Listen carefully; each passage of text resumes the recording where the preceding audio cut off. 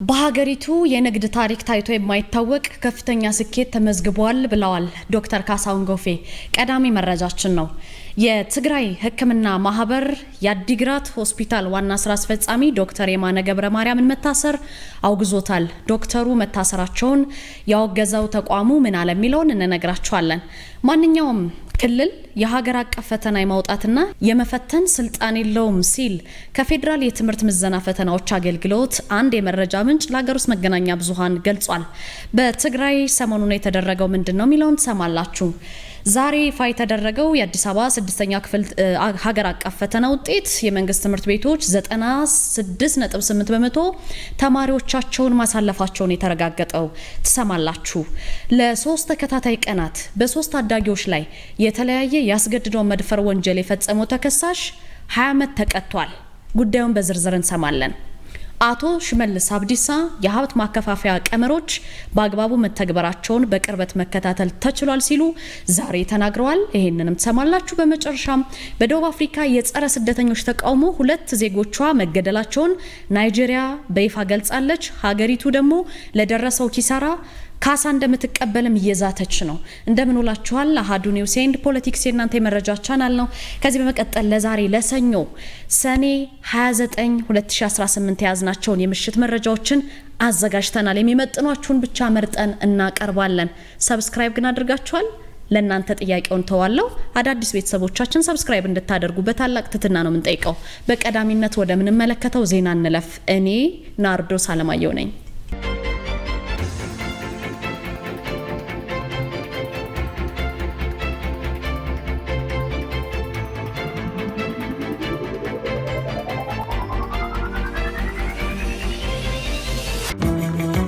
ከ17ኛው መቶ ክፍለ ዘመን አንስቶ የጠቢባን የአብርሆታቸው ምንጭ ልዩ ቡናና የቡና ጥበብ ነው።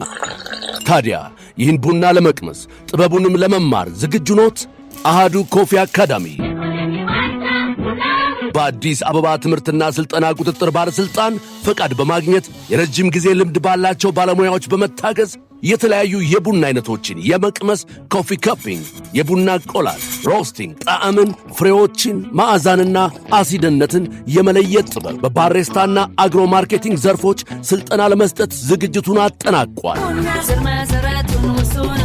የቡና ጥራትን ለመጠበቅ የቡና አፍቃሪዎች የተለያዩ ጣዕሞችን ለማወቅ እንዲሁም አምራቾች ምርቶቻቸውን ለማሻሻል እንዲችሉ የሚረዳውን ይህንን ስልጠና በአሃዱ ኮፊ አካዳሚ በመሰልጠን ብቁ ባለሙያ ይሁኑ።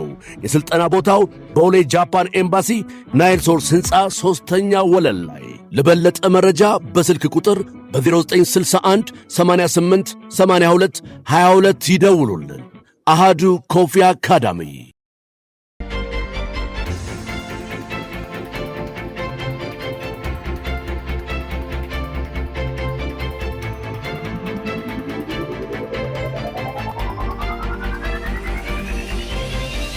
በሀገሪቱ የውጭ ንግድ ታሪክ ታይቶ የማይታወቅ ከፍተኛ ስኬት ተመዝግቧል ሲሉ ዶክተር ካሳሁን ጎፌ የንግድና ቀጠናዊ ትስስር ሚኒስትር ገልጸዋል። ከውጭ ንግድ እንግዲህ ከ10.7 ቢሊዮን ዶላር በላይ ገቢ መገኘቱም ነው የታወቀው። በ2018 የያዝነው እያገባደድን ያለነው በጀት ዓመት ከውጭ ንግድ ከ10.7 ቢሊዮን ዶላር ገቢ መገኘቱን የንግድና ቀጠናዊ ትስስር ሚኒስትር ነው የገለጸው። ይሄን ነገር ሚኒስትሩ እንግዲህ ከተጠሪ ተቋማት ጋር የ2018ን በጀት ዓመት አፈጻጸሙን ግምገማ መድረክ እያካሄደ ነው የሚገኘው። በግምገማ መድረኩ ላይ ደግሞ የተገኙት የንግድና ቀጠናዊ ትስስር ሚኒስትር ዶክተር ካሳሁን ጎፌ ናቸው። እሳቸው ምንድነው ያሉት? በሀገሪቱ የውጭ ንግድ ታሪክ ታይቶ የማይታወቅ ከፍተኛ ስኬት ተመዝግቧል ነው ያሉት። በበጀት ዓመቱ ከውጭ ንግድ እንግዲህ 10.7 ቢሊዮን ዶላር ለማግኘት ስራ ተሰርቷል። ይሄንን እቅዱን ሙሉ በሙሉ ወይም 100% ማሳካት መቻሉ ነው የተዘገበው። ይሄ ስኬት ሊመዘገብ የቻለው በሚኒስቴር መስሪያ ቤቱ ዋና መስሪያ ቤትና በተጠሪ ተቋማት አማካኝነት በተከናወኑ የተቀናጁ የሪፎርም ስራዎች፣ የውጭ ምርቶች ጥራትን በማረጋጋጥና በተዘረጉ ዘመናዊ አሰራሮች መሆኑን ነው የተነገረው። እንግዲህ በበጀት ዓመቱ 3.3 ሚሊዮን ዜጎች የንግድ ፈቃድ ምዝገባና እድሳት አገልግሎት ለመስጠት ታቅዶ ከ3.4 ቢሊዮን በላይ ለሚሆኑት አገልግሎት መስጠት መቻሉንም ገልጸዋል። በዚህ መሰረት ከ3.4 ሚሊዮን በላይ ለሚሆኑት አገልግሎት መስጠት መቻሉ ነው የተገለጸው።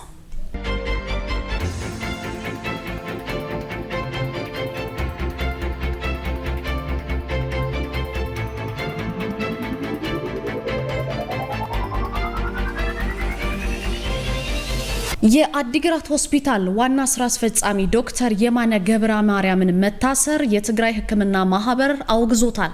የትግራይ ሕክምና ማህበር የህፃናት ሕክምና ስፔሻሊስትና የአዲግራት አጠቃላይ ስፔሻላይዝድ ሆስፒታል ዋና ስራ አስፈጻሚ የሆኑትን ዶክተር የማነ ገብረ ማርያም ያለአግባብ መታሰራቸውን በመግለጽ ድርጊቱን ተቃውሞ መግለጫ ነው ያወጣው። ማህበሩ ባወጣው መግለጫ ምንድነው ያለው? ዶክተር የማነ በትግራይ የሕክምናና የትምህርት ማህበረሰብ ዘንድ እንግዲህ በጤና አገልግሎት አመራርና በሕክምና መምህርነታቸው የሚታወቁ አንጋፋ ባለሙያ መሆናቸውን ነው የገለጸው። ከዛ ውጭ ግን የሕክምና ማህበሩ የቀድሞ የስራ አስፈጻሚ ቦርድ አባልና በአሁኑ ወቅት ደግሞ የአማካሪ ቦርድ አባል ሆነው በማገልገል ላይ የሚገኙ መሆናቸውን ነው የሚያመላክተው መግለጫው። እንደ ማህበሩ መረጃ ከሆነ ግን ዶክተር የማነ በቁጥጥር ስር የዋሉት ሜድ ኢድ አፍሪካ በተሰኘ የሙያ ትምህርት መርሃ ግብር ላይ ለመሳተፍ ወደ አዲስ አበባ በመጓዝ ላይ ሳሉ ነው። እስካሁንም ለቤተሰቦቻቸው ለስራ ባልደረቦቻቸውም ሆነ ለማህበሩ የታሰሩበት ህጋዊ ምክንያት እንዳልተገለጸ ማህበሩ ያሳውቃል። የህክምና ማህበሩ ይሄ ስር የህክምና ባለሙያዎች በነጻነት የመንቀሳቀስ የመደራጀትና ሙያዊ የሳይንስና የትምህርት ተግባራትን ያለምንም ትንኮሳ የማከናወን መብታቸውን የሚጥስ መሆኑን ነው ያስታወቀው። ድርጊቱ በትግራይ ክልል እያገገመ የሚገኘውን የጤና ስርዓት በተለይ ከፍተኛ ቁጥር ያለውን ህዝብ የሚያገለግለውን ሆስፒታልና የቀጣይ የጤና ባለሙያዎች የሚያሰለጥነውን ትምህርት ማዕከል ስራ የሚያደናቅፍ ነው ብሎታል ማለት ነው። በመግለጫው ግን ማህበሩ ዶክተር የማነ ገብረ ማርያም ያለምንም ቅድመ ሁኔታ በአስቸኳይ እንዲፈቱ፣ በቁጥጥር ስር የዋሉበት ምክንያት በግልጽ እንዲታወቅ፣ የህግ የበላይነት እንዲከበር እንዲሁም ደግሞ የጤናና የአካዳሚክ ሕክምና አመራሮች ደህንነትና ገለልተኝነት እንዲከበር ጥሪ ነው ያቀረበው። የሚመለከተው የመንግስት አካል፣ የሰብአዊ መብት ተሟጋች፣ ዓለም አቀፍ የጤና አጋሮች የዶክተር የማነን መፈታት እንዲያረጋግጡና የሕክምና ባለሙያዎች ያለ ስጋት ስራቸውን እንዲያከናውኑ ግፊት እንዲያደርጉም ጥሪ አቅርቧል ማለት ነው። መግለጫው ግን ዶክተር የማነ የታሰሩት መቼ እንደሆነ በይፋ አልገለጸም።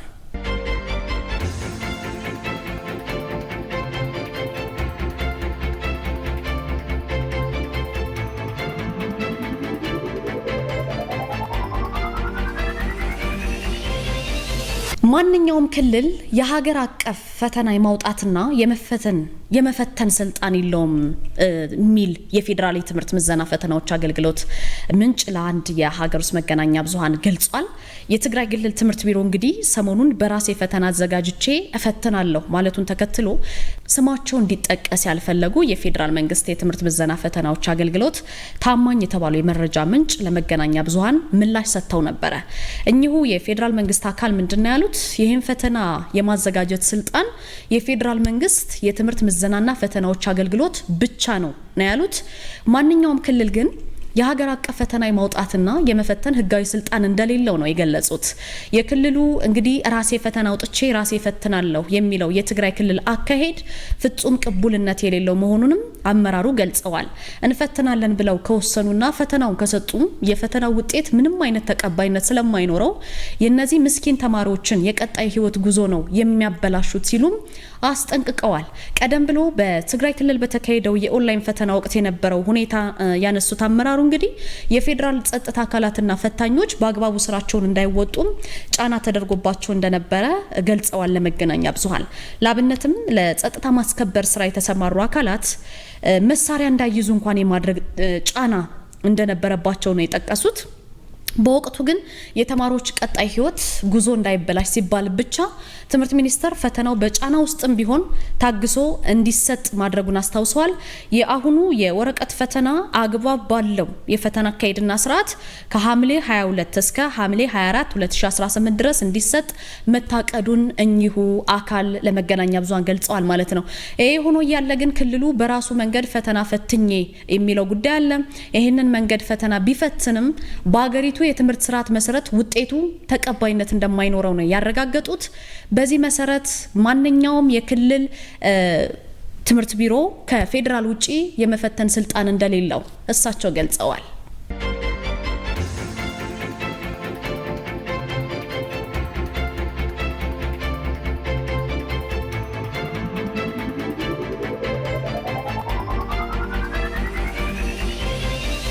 ዛሬ ይፋ በተደረገው የአዲስ አበባ 6ኛ ክፍል ከተማ አቀፍ ፈተና ውጤት የመንግስት ትምህርት ቤቶች 96.8% ተማሪዎቻቸውን አሳልፈዋል። የግሎች ደግሞ 99.1% የሚሆኑ ተማሪዎች ማለፋቸውን የአዲስ አበባ ትምህርት ቢሮ ኃላፊ ዶክተር ዘላለም ሙላቱ ገልጸዋል ማለት ነው። 84000 ተማሪዎች ለፈተና መቀመጣቸውን አስታውሰዋል። እሳቸው በአጠቃላይ 97.4% የሚሆኑ ተማሪዎች ማለፊያ ነጥብ አምጥተዋል። ከፍተኛውን ወይም ከ98% በላይ ውጤት ሁለት ተማሪዎች አምጥተዋል። 449 ተማሪዎች 95 እና ከዛ በላይ ማምጣታቸው ነው የተነገረው። 5559 ተማሪዎች 90% እና ከዛ በላይ ማስመዝገባቸውን ዶክተር ዘላለም ይናገራሉ። 768 ትምህርት ቤቶች በ2018 6ኛ ክፍል ከተማ አቀፍ ፈተና አስፈትነው 543 ትምህርት ቤቶች ሙሉ በሙሉ ያስፈተኗቸውን ተማሪዎች አሳልፈዋል ማለት ነው። የተማሪዎች የማለፊያ 50% እና ከዛ በላይ ሲሆን ለአካል ጉዳተኞች 45% እና ከዛ በላይ ነው። የአእምሮ ውስንነት ያለባቸው ተማሪዎች ደግሞ 40% እና ከዛ በላይ ሆኖ መወሰኑን ጠቅሰዋል። የመንግስት ትምህርት ቤቶችና የግል ትምህርት ቤቶች መካከል ያለው የውጤት ልዩነት አሁን እየጠበበ መጥቷል ነው የተባለው። ተማሪዎች እንግዲህ ውጤታቸውን ማየት እንደሚችሉም በመግለጫው ተነግሯል ማለት ነው። ለመላው የ6ኛ ክፍል ተማሪዎችም መልካም እድል እንመኛለን።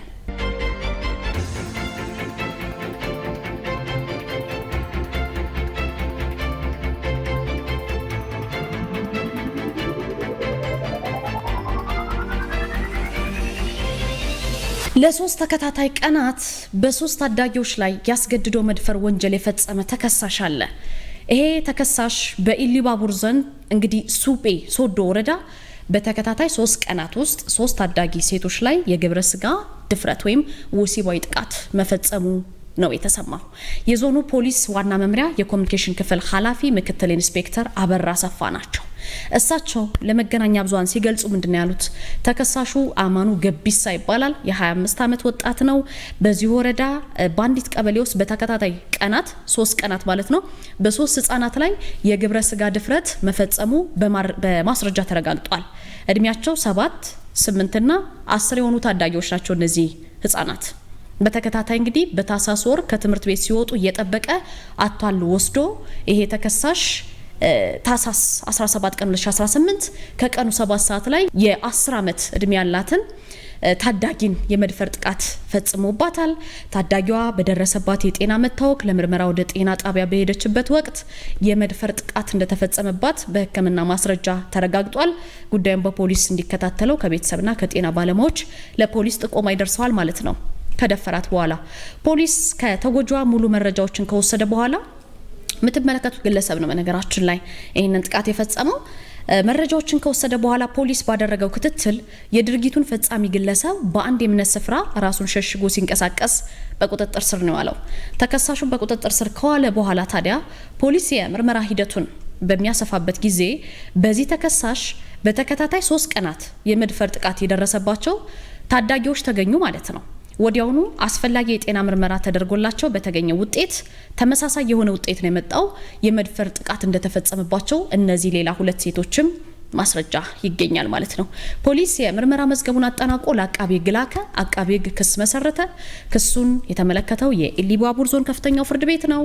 እንግዲህ ፍርድ ቤቱ በዋለው ችሎት ይሄ ተከሳሽ በፈጸመው ድርጊት በህፃናቱ ላይ ከባድ የአካልና የአእምሮ ጉዳት የሚያስከትል እጅግ ነውረኛ ተግባር ስለሆነ ሙሉ በሙሉ በቀረቡት የአቃቤ ሕግ ማስረጃዎች ተረጋግጦ በ20 ዓመት ጽኑ እስራት እንዲቀጣ መወሰኑን የወጡ መረጃዎች ያመለክታሉ። አያይዘው በዚህ የክረምት ወቅት እንግዲህ ወላጆች ልጆቻችሁን ወንድም ሴትም ልጆች አሏችሁ፣ ታዳጊ ልጆች አላችሁ፣ ወላጆች ልጆቻችሁን በጥንቃቄ እንድትከታተሉና አስፈላጊውን የወላጅ ጥንቃቄ እንድታደርጉ ማሳሰቢያ ተሰጥቷል።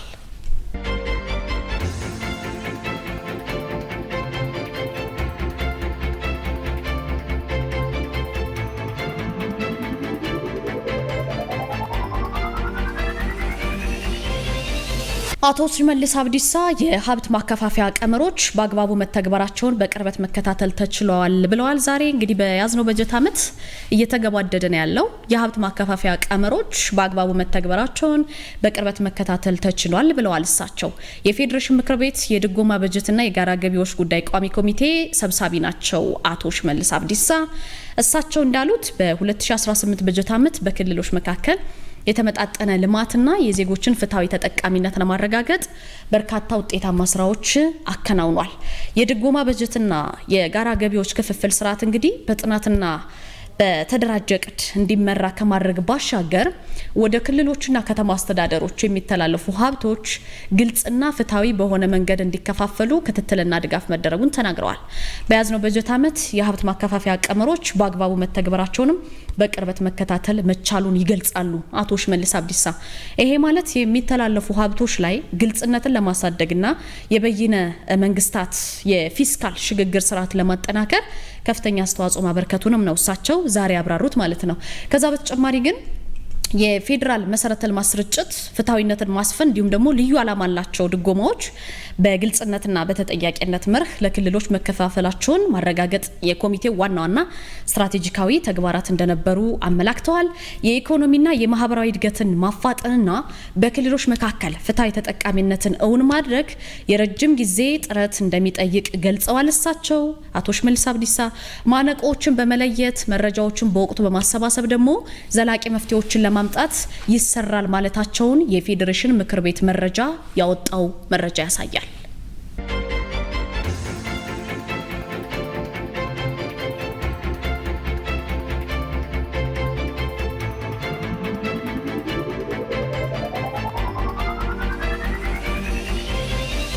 በደቡብ አፍሪካ በጸረ ስደተኞች ተቃውሞ 2 ዜጎች መገደላቸው ታውቋል።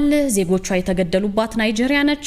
ሀገሪቱ ለደረሰው ኪሳራ አስልታ ካሳ እንደምትቀበል እየዛተች ነው። ናይጄሪያ የውጭ ዜጎች ያለ አግባብ ኢላማ እየተደረጉ ባሉበት በዚህ ወቅት በደቡብ አፍሪካ 2 ዜጎቿ መገደላቸውን ይፋ አድርጋለች። የናይጄሪያ የውጭ ጉዳይ ሚኒስትር ባወጣው መግለጫ እንደውም ኤሜካ ቻርልስ ሰኔ 28 ቀን በፖሊስ መኮንኖች አስፈሪ የምርመራ ዘዴዎችን በመጠቀም እንደተገደለ ገልጸዋል። ማንነታቸው በትክክል ያልታወቁ አጥቂዎች ደግሞ የሱቁ ባለቤት የሆነውን ሙሳ ዩናና ጆን የተባለ ግለሰብ በተመሳሳይ ቀን ገድለውታል ማለት ነው።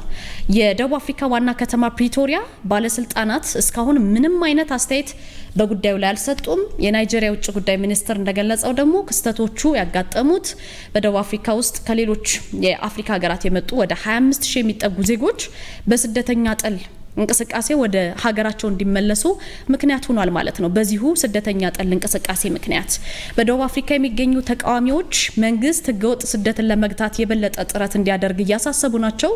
የውጭ ዜጎች ደግሞ ስራችንን እየወሰዱና ከህዝብ አገልግሎቶች ፍትሃዊ ባልሆነ መንገድ እየተጠቀሙ ነው ብለዋል። ናይጄሪያ እንግዲህ ከደቡብ አፍሪካ ለወጡ ዜጎቿ ካሷ እንደምትጠይቅ እየገለጸች ነው የሚገኘው። አቡጃ ከናይጄሪያን የተዘረፉ የንግድ ድርጅቶችና ንብረቶችን መመዝገብ መጀመሯን አክላለች። ነገር ግን ናይጄሪያ ይህንን አስልታ ካሳ እንደምትጠይቅ እየዛተች ነው የምትገኘው።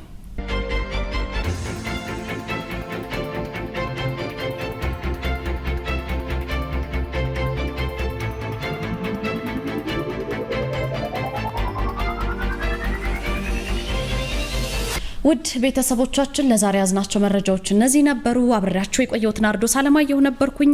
አሃዱ ኒውስ ኤንድ ፖለቲክስ እንግዲህ ወቅታዊ መረጃዎችን የወጡ ወቅታዊ መረጃዎችን ሳይውሉ ሳያድሩ ለእናንተ ውድ ቤተሰቦቻችን ትኩስ መረጃዎችን ወይም ኢንፎርሜሽን ለእናንተ የምናደርስበት ቻናላችን ነው። አብዛኞቻችሁ የኛ ተመልካቾች ሰብስክራይብ ሳታደርጉ እንደምትመለከቱ ግራፋችን ያሳያል። አዳዲስ ቤተሰቦቻችን ሰብስክራይብ እንድታደርጉ በትህትና ጠይቃለሁ። ናርዶስ አለማየሁ አብሬያችሁ ቆይታ አደረኩኝ። በያላችሁበት ጥሩ ምሽት ይሆነላችሁ።